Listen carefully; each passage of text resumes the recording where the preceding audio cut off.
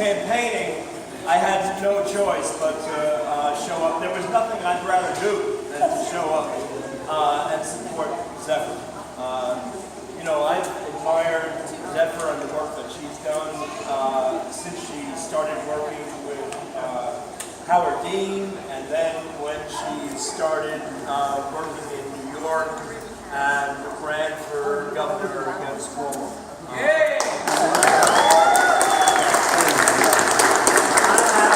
I have devoted most of my time over the last 4 years to the issue of getting money out of politics.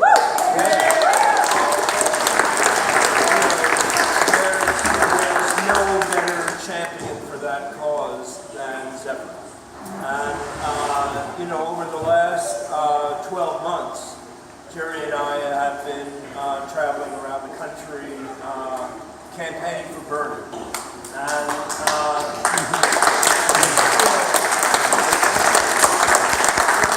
what a tremendously inspirational campaign, and a privilege to have the opportunity to help support him and help get out the vote for him. And you know, that campaign was incredibly successful, and there's no doubt in my mind that if the primaries had not been closed, if the primaries had not had requirements like you had to register 6 months ahead of time in order to vote in the primaries, he would be the nominee today.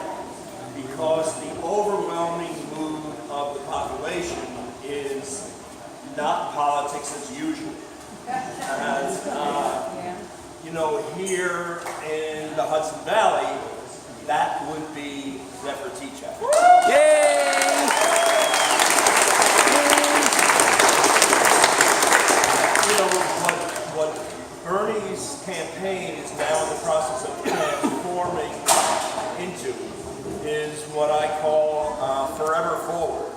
And it's, you know, we had a big meeting, you know, about a month ago at Bernie's house, and the way the Bernie campaign goes forward is to focus on getting people like Zephyr Teachout into Congress. Because the Zephyr Teachouts of today, once we get her in, that are going to be the leading senators of tomorrow. And so, what can I say? You know, the woman is just incredibly smart, has amazing passion, integrity, and kind of feisty besides, and also, you know, a fun person to hang out with. You know, I came here to Yard Owl, and they introduced me to their Imperial Farmhouse. And we married the Imperial Farmhouse with Ben & Jerry's New York Super Fudge Chunk. What became the most amazing adult ice cream flavor you've ever tasted. And so if you want to know what could be better than Zephyr and Ben in his Imperial Farmhouse and New York City. So,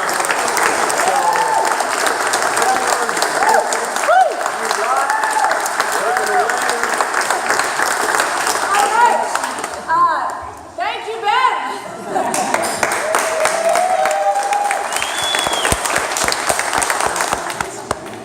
Ben basically is a daily reminder that if we want to revolutionize our politics, we've got to have fun doing it.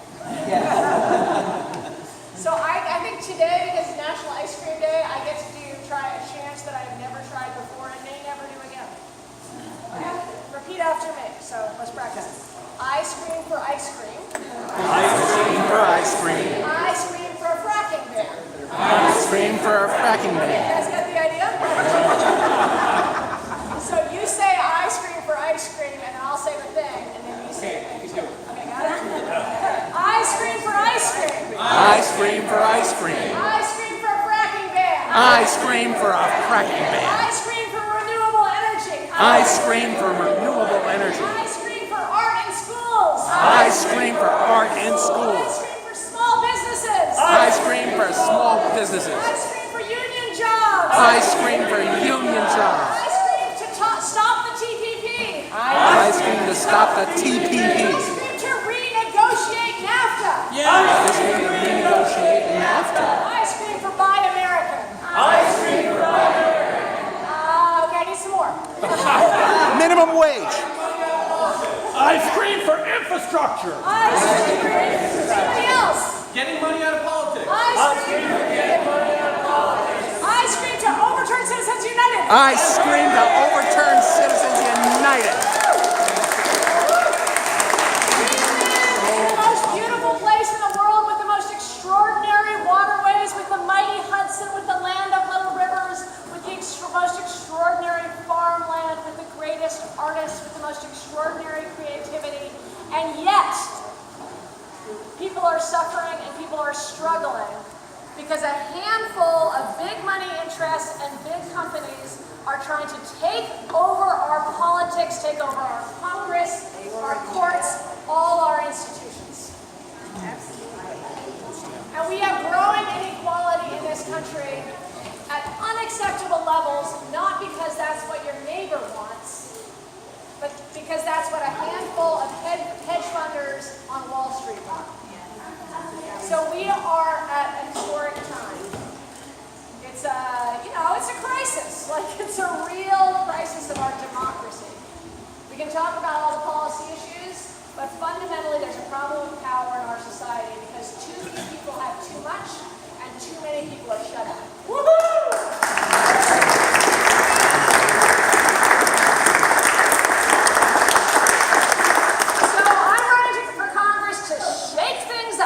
Yay!